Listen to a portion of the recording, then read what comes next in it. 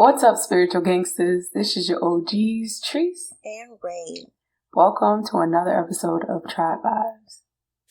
Let's get into it. So, this is part 2 of gratitude. Deuce. Yeah, so today we're going to talk about how gratitude changes our perceptions. Yeah, how it factors into how we see things and experiences and even ourselves. So I want to start off by, I'm not going to read the whole article, but I'm just going to take a random snippet of the article and we'll talk about it after. This article is called 2 Powers, Gratitude and Appreciation by Hinduism Today, Publisher's Desk. And it starts off by saying gratitude is a quality of the soul. It does not depend on how much we possess. Its opposite, ingratitude, is a quality of external ego. When we abide in soul consciousness, we give thanks for whatever we have, no matter how little or how much. When in ego consciousness, we are never grateful or satisfied, no matter how much we have. And then they ended up quoting Guru Deva, which said, some people complain because God put thorns on roses. Others praise him for putting roses among thorns. So it goes, right. I'll stop there. No, I'm just saying, that, I feel like that, definitely that last one is perfect in, showing how it changes your perspective. This is like glass half empty, glass half full. Exactly. And then the article goes on to say it's all about perception. You don't have to have gratitude for the actual bad or not so pleasant things, but be grateful for the path you're on and the person you are or becoming because of it. It got you here, right? It all contributes to your growth or can serve as a stepping stone to reevaluate your goals or expectations. With gratitude, you can see the open doors and the windows more clearly. So what I got out of that is more like, once you accept what you have, you kind of have like a clearer path of like where you need to go, and everything becomes so much clearer and you can appreciate it and be grateful for it instead of wallowing in what you don't have, because in that particular moment, what you don't have, like in the now, is not changing. It's what you don't have. So the more you dwell on it, I feel like the more you get tied into being like going into like your external ego, like how the article was saying in the beginning, and becoming more and more ungrateful. And that kind of puts a damper on kind of like your perspectives, because there could be a way out. There could be solutions to the problems you have. But sometimes when you're so into the things that you don't have and thinking everything is thorns and everything's so terrible and everything's so miserable, you can't even find the window. You don't even look up to see that there's a window right there to help you out of all your problems. What I agree with that, but what I got out of it is more like how you view the situation changes everything. Like that thorns ones was like, you see a rose with thorns, other people see thorns with a rose. How you look on a situation, positive or negative, it definitely impacts you. Because if you think about only negative stuff, then you continue to seek only negative stuff. You're surrounded by only negative stuff. Then everything's going to look like shit. It's like a slippery slope. It's like you're walking around with like a negative paintbrush. And you're painting everything negative. So you attract all that negativity and it comes to you.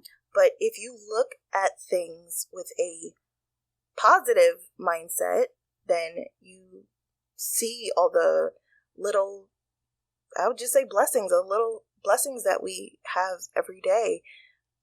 There's this thing where I saw where this woman said that she learned to say, instead of like, oh, I have to do stuff, like just in your day-to-day errands or whatever, or like I have to go pick up my dog, I have to go get gas and stuff, you change it to I get to. Like I get to pick up a dog, this pet that loves me, you know what I mean? I get to fill up a tank in a car that I'm able to drive. There's plenty of people who don't have that. And so you put on those rose-colored glasses, like you were talking about before, and then you see I used the to abundance know, of what you have. Yeah.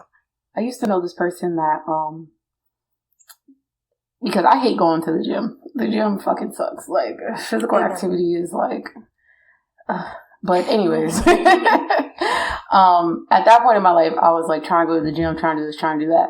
And he would even like, before going on a date with me, he would be like, oh, can we push back the date like 30 minutes? Like, I'm in the gym or something like that. But he would always come out, but he always considered like the gym as like something he had to do. Right? Yeah. And the way he thought about it was more like it's like he has the pleasure of going to the gym and he has the ability to go to the gym and he's grateful that he's able to go to the gym. And that drives him to do something that if otherwise your perspective was my perspective at the time, like, oh, I gotta go to the gym. Yeah. Oh, like, yeah. I don't want to do this. I don't want to do that. Why is life so hard? Why can't I just be like skinny and eat whatever I want and blah, blah, blah, blah, blah. You know what I mean? It's like a different perspective. Like, he wakes up happy to like do these things because of how he shapes it and talks to himself about these things in his mind. It's like, oh, I can go to the gym now. Like, I have the ability to go to the gym. You know, I have the health. Yeah, I was just about to say that. Yep. You get to experience a workout because you have the, physical capability. And that just, so for me, like, gratitude affects perspective by just making you appreciate what you have and or where you are in your life. That's what the article said. That's a big thing for me personally, myself. Right. Because my whole journey through life where I set goals and it blows up in my face, it doesn't happen or whatever. But within the past, I want to say like maybe 2 years, I've been slowly trying to look at what is going on in my life and reframe that. And I noticed that instead of feeling like that big cloud over my head of like everything that is out of my reach, I'm able to shed light on what I do have. I'm going to go into a little bit of a story.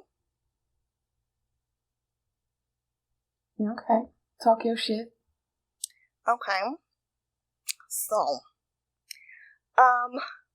for most of my life, I've been doing a lot of child care. There's a lot of children in my family. There's a lot of people that I know with kids, even from when I was young. Like my first job was like nannying when I was in high school. I'd almost live-in type of situation. And when I got to a certain age, I'm like, all right, I'm done with this. Do you know what I mean? I wanted like an executive job. I was like, I'm going to be an HR person and work my way up, and then I'm going to be on a board of something, and all that shit. Bad bitch goals. Huh? I said bad bitch goals. Bad bitch goals, right. But anytime I tried to make steps forward for that, I always kind of got brought back into childcare. And my latest job involving childcare, I was like, you know what? This is going to be my last because I'm done. Like, I want something else, something more, like what I'm trying for. But I get it, just even the census right now, I currently get to work with such an amazing child that in me really looking at my day-to-day with that kid and all that they are able to accomplish, because they have a lot of like physical and mental limitations, and I get to see his growth. I get to be a part of his journey, and that has just realizing that has made me rethink this whole thing. Like, you know what? I have been running from this type of, like, caretaking type of employment, like, most of my life. But I feel like it's something that I am meant to do. Do you know what I mean? Like, once I stopped and realized how much of a blessing it is to be able to have the ability to take care of other people, no matter what. The gratitude. Exactly, there it is. And you have the ability to take care of other people. You reframe your mindset. Like, I get to be a caretaker rather than, a kid again. So because you had because you had a perspective of gratitude, you were able to actually find your niche in what you actually liked. Exactly. Like, once you stopped fighting the fact that something keeps coming to you, yeah, and instead you worked with it, and you still tried to advance your life and do other things. It's just you ended up realizing that where you were was where you really belonged. That part, then that's what it is. I was not appreciative of where I was in my journey. Like, now I am trying to make more of an effort to, like, look around and appreciate and be thankful for where I am and whatever lessons or experiences come in my way, because I know eventually it's going to come in handy. Like, me always having somebody's kid has led me to, what I want to do, which is, like, eventually be a doula. And it's, I don't know, it all works out once you I always say, like, a negative perspective doesn't really, like, help you too much. Like, no, it just breeds more negativity. And it just helps you wallow, I feel, especially when it comes to a negative perception of gratitude. All it's helping you, it's enabling you to wallow in your own misery. Yep. Instead of triumphing in your own blessings. 1,000% agree. You look for, if all you're looking for is negative, you're going to find it. You're going to find it every single time, if that's where your mind is. Every single time you're going to find it. But if you look for the positives, you're going to find it every single time. You can see the windows and the doors. It's flying open. Now, you may have to bust a couple open real quick. Pick a couple of locks and shit still, regardless of your perspective. So what you gotta do, the point is you were outside. Straight up. Yeah, we got outside. We outside now. We outside. That's funny. So that brings me to my mantra. My personal gratitude mantra I would like to share, if that's all right. I'm just going to do the last piece of it. Great. I am kind to myself. I live in peace and gratitude. I'm grateful for all that is known to me and all that is yet to be shown to me. Oh, I like that. I got that from somewhere on the internet. That's so cute. But yeah. Hey, say that again for the bitches in the back. For the bitches in the back, one more time. You know what? I'm going to say the full one. Here we go. Mic check. I am loved. I let love in. I am kind to myself. I live in peace and gratitude. I am grateful for all that is known to me and grateful for all that is yet to be shown to me.